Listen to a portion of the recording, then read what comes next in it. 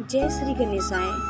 नमस्कार दोस्तों, स्वागत है आप सबका आपके चैनल जी जायसवाल यूट्यूब स्टोरी में। दोस्तों, आज हम लेकर के आए हैं गणेश चतुर्थी की 4 पौराणिक एवं प्रचलित कथाएं। आइए हम जानते हैं वह कौन सी कथाएं हैं।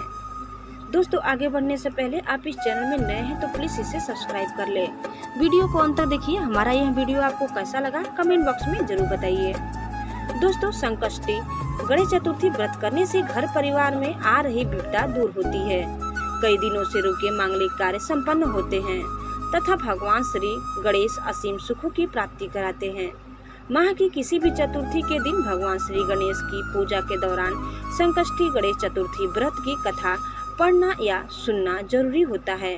इससे संबंधित 4 कथाएं प्रचलित है। आइए हम पहली कथा के बारे में जानते हैं। पौराणिक एवं प्रचलित श्री गणेश कथा के अनुसार एक बार देवता कई विपदाओं में घिरे थे। तब वह मदद मांगने भगवान शिव के पास आए। उस समय शिव के साथ कार्तिकेय तथा गणेश जी भी बैठे थे। देवताओं की बात सुनकर शिव जी ने कार्तिकेय व गणेश जी से पूछा कि तुम में से कौन देवताओं के कष्टों का निवारण कर सकता है। तब कार्तिकेय व गणेश जी दोनों ने ही स्वयं को इस कार्य के लिए सक्षम बताया। इस पर भगवान शिव ने दोनों की परीक्षा लेते हुए कहा कि तुम दोनों में से जो सबसे पहले पृथ्वी की परिक्रमा करके आएगा वही देवताओं की मदद करने जाएगा। भगवान शिव के मुख से यह वचन सुनते ही कार्तिकेय अपने वाहन मोर पर बैठकर पृथ्वी की परिक्रमा के लिए निकल गए। परंतु गणेश जी सोच में पड़ गए कि वह चूहे के ऊपर चढ़कर सारी पृथ्वी की परिक्रमा करेंगे तो इस कार्य में उन्हें बहुत समय लग जाएगा। तभी उन्हें एक उपाय सूझा। गणेश अपने स्थान से उठे और अपने माता पिता की 7 बार परिक्रमा करके वापस बैठ गए। परिक्रमा करके लौटने पर कार्तिकेय स्वयं को विजेता बताने लगे। तब शिव जी ने श्री गणेश से पृथ्वी की परिक्रमा न करने का कारण पूछा। तब गणेश ने कहा, माता पिता के चरणों में ही समस्त लोक है। यह सुनकर भगवान शिव ने गणेश जी को देवता के संकट दूर करने की आज्ञा दी। इस प्रकार भगवान शिव ने गणेश जी को आशीर्वाद दिया कि चतुर्थी के दिन जो तुम्हारा पूजन करेगा और रात्रि में चंद्रमा को अर्घ्य देगा उसके तीनों ताप यानी दैहिक ताप, दैविक ताप तथा भौतिक ताप दूर होंगे। इस व्रत को करने से व्रतधारी के सभी तरह के दुख दूर होंगे और उसे जीवन के भौतिक सुखों की प्राप्ति होगी। चारों तरफ से मनुष्य की सुख समृद्धि बढ़ेगी। पुत्र पौत्रादि धन ऐश्वर्य की कमी नहीं रहेगी। दोस्तों, गणेश चतुर्थी की दूसरी कथा। एक समय की बात है, राजा हरिश्चंद्र के राज्य में एक कुम्हार था। वह मिट्टी के बर्तन बनाता, लेकिन वे कच्चे रह जाते थे। एक पुजारी की सलाह पर उसने इस समस्या को दूर करने के लिए एक छोटे बालक को मिट्टी के बर्तनों के साथ आवा में डाल दिया। उस दिन संकष्टी चतुर्थी का दिन था। उस बच्चे की माँ अपने बेटे के लिए परेशान थी। उसने गणेश जी से बेटे की कुशलता की प्रार्थना की। दूसरे दिन जब कुम्हार ने सुबह उठकर देखा तो आवा में उसके बर्तन तो पक गए थे, लेकिन बच्चे का बाल बांका भी नहीं हुआ था। वह डर गया और राजा के दरबार में जाकर सारी घटना बताई। इसके बाद राजा ने उस बच्चे और उसकी माँ को बुलवाया तो माँ ने सभी तरह के विघ्न को दूर करने वाली संकष्टी चतुर्थी का वर्णन किया। इस घटना के बाद से महिलाएं संतान और परिवार के सौभाग्य के लिए संकट चौथ का व्रत करने लगी। दोस्तों, तीसरी कथा। एक समय की बात है कि विष्णु भगवान का विवाह लक्ष्मी जी के साथ निश्चित हो गया।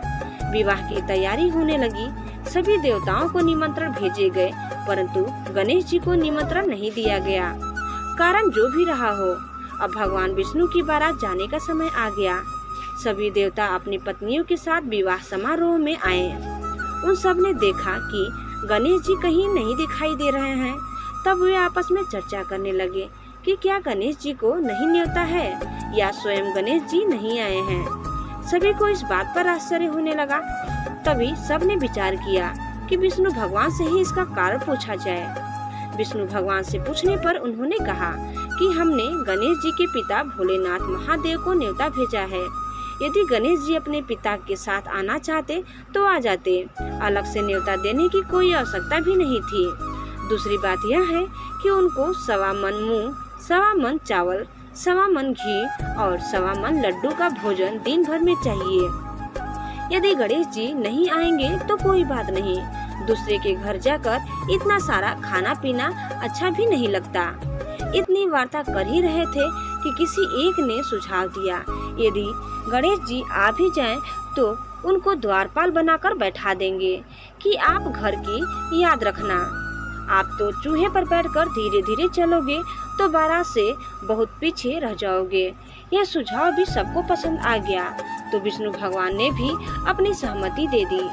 होना क्या था कि इतने में गणेश जी वहां आ पहुँचे और उन्हें समझा बुझाकर घर की रखवाली करने बैठा दिया। बारात चल दी। तब नारद जी ने देखा कि गणेश जी तो दरवाजे पर ही बैठे हुए हैं, तो वे गणेश जी के पास गए और रुकने का कारण पूछा। गणेश जी कहने लगे कि विष्णु भगवान ने मेरा बहुत अपमान किया है। नारद जी ने कहा कि आप अपनी मूषक सेना को आगे भेज दें तो वह रास्ता खोद देगी, जिससे उनके वाहन धरती में धंस जाएंगे। तब आपको सम्मान पूर्वक बुलाना पड़ेगा। अब तो गणेश जी ने अपनी मूषक सेना जल्दी से आगे भेज दी और सेना ने जमीन पोली कर दी। जब बारात वहां से निकली तो रथों के पहिए धरती में धंस गए। लाख कोशिश करे परंतु पहिए नहीं निकले। सभी ने अपने अपने उपाय किए परंतु पहिए तो नहीं निकले, बल्कि जगह जगह से टूट गए। किसी की समझ में नहीं आ रहा था कि अब क्या किया जाए। तब तो नारद जी ने कहा, आप लोगों ने गणेश जी का अपमान करके अच्छा नहीं किया। यदि उन्हें मनाकर लाया जाए तो आपका कार्य सिद्ध हो सकता है और यह संकट टल सकता है। शंकर भगवान ने अपने दूत नंदी को भेजा और वे गणेश जी को लेकर आए। गणेश जी का आदर सम्मान के साथ पूजन किया। तब कहीं रथ के पहिए निकले। अब रथ के पहिए निकल को गए परंतु वे टूट फूट गए तो उन्हें सुधारे कौन। पास के खेत में खाती काम कर रहा था, उसे बुलाया गया। खाती अपना कार्य करने के पहले श्री गणेशाय नमः कहकर गणेश जी की वंदना मन ही मन करने लगा। देखते ही देखते खाती ने सभी पहियों को ठीक कर दिया। तब खाती कहने लगा कि हे देवताओं, आपने सर्वप्रथम गणेश जी को नहीं मनाया होगा और न ही उनकी पूजन की होगी, इसीलिए तो आपके साथ यह संकट आया है। हम तो मूर्ख अज्ञानी हैं, फिर भी पहले गणेश जी को पूजते हैं, उनका ध्यान करते हैं। आप लोग तो देवतागण हैं, फिर भी आप गणेश जी को कैसे भूल गए। अब आप लोग भगवान श्री गणेश जी की जय बोलकर जाएं तो आपके सब काम बन जाएंगे और कोई संकट भी नहीं आएगा। ऐसा कहते हुए बारात वहां से चल दी और विष्णु भगवान का लक्ष्मी जी के साथ विवाह संपन्न करा के सभी सकुशल घर लौट आए।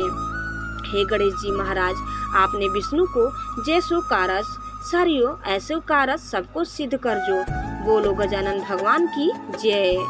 दोस्तों, चौथी कथा। श्री गणेश चतुर्थी व्रत की पौराणिक कथा के अनुसार एक बार भगवान शिव तथा माता पार्वती नर्मदा नदी के किनारे बैठे थे। वहां माता पार्वती ने भगवान शिव के समय व्यतीत करने के लिए चौपड़ खेलने को कहा। शिव चौपड़ खेलने के लिए तैयार हो गए, परंतु इस खेल में हार जीत का फैसला कौन करेगा, यह प्रश्न उनके समक्ष उठा तो भगवान शिव ने कुछ तिनके एकत्रित कर उसका एक पुतला बनाकर उसकी प्राण प्रतिष्ठा कर दी और पुतले से कहा, बेटा हम चौपड़ खेलना चाहते हैं, परंतु हमारी हार जीत का फैसला करने वाला कोई नहीं है, इसीलिए तुम बताना कि हम दोनों में से कौन हारा और कौन जीता। उसके बाद भगवान शिव और माता पार्वती का चौपड़ खेल शुरू हो गया। यह खेल 3 बार खेला गया और संयोग से तीनों बार माता पार्वती ही जीत गई। खेल समाप्त होने के बाद बालक से हार जीत का फैसला करने के लिए कहा गया, तो उस बालक ने महादेव को विजयी बताया। यह सुनकर माता पार्वती क्रोधित हो गई और क्रोध में उन्होंने बालक को लंगड़ा होने, कीचड़ में पड़े रहने का श्राप दे दिया। बालक ने माता पार्वती से माफी मांगी और कहा कि यह मुझसे अज्ञानतावश ऐसा हुआ है, मैंने किसी द्वेष भाव में ऐसा नहीं किया। बालक द्वारा क्षमा मांगने पर माता ने कहा, यहाँ गणेश पूजन के लिए नाग कन्याएं आएंगी, उनके कहे अनुसार तुम गणेश व्रत करो, ऐसा करने से तुम मुझे प्राप्त करोगे। यह कहकर माता पार्वती शिव के साथ कैलाश पर्वत पर चली गयी। 1 वर्ष के बाद उस स्थान पर नाग कन्याएं आई। तब नाग कन्याओं से श्री गणेश के व्रत की विधि मालूम करने पर उस बालक ने 21 दिन लगातार गणेश जी का व्रत किया। उसकी श्रद्धा से गणेश जी प्रसन्न हुए। उन्होंने बालक को मनवांछित फल मांगने के लिए कहा। उस पर बालक ने कहा, हे विनायक, मुझ में इतनी शक्ति दीजिए कि मैं अपने पैरों से चलकर अपने माता पिता के साथ कैलाश पर्वत पर पहुंच सकूं और वे यह देख प्रसन्न हो। तब बालक को वरदान देकर श्री गणेश अंतर्ध्यान हो गए। इसके बाद वह बालक कैलाश पर्वत पर पहुंच गया और कैलाश पर्वत पर पहुंचने की अपनी कथा उसने भगवान शिव को सुनाई। चौपड़ वाले दिन से माता पार्वती शिव से विमुख हो गई थी, अतः देवी की रुष्ट होने पर भगवान शिव ने भी बालक के बताए अनुसार 21 दिनों तक श्री गणेश का व्रत किया। इस व्रत के प्रभाव से माता पार्वती के मन में भगवान शिव के लिए जो नाराजगी थी वह समाप्त हो गई। तब यह व्रत विधि भगवान शंकर ने माता पार्वती को बताई। यह सुनकर माता पार्वती के मन में भी अपने पुत्र कार्तिकेय से मिलने की इच्छा जागृत हुई। तब माता पार्वती ने भी 21 दिन तक श्री गणेश का व्रत किया तथा दुर्वा फूल और लड्डुओं से गणेश जी का पूजन अर्चन किया। व्रत के 21वें दिन कार्तिकेय स्वयं माता पार्वती से आ मिले। उस दिन से श्री गणेश चतुर्थी का यह व्रत समस्त मनोकामनाओं की पूर्ति करने वाला व्रत माना जाता है। इस व्रत को करने से मनुष्य के सारे कष्ट दूर होकर मनुष्य को समस्त सुख सुविधाएं प्राप्त होती है।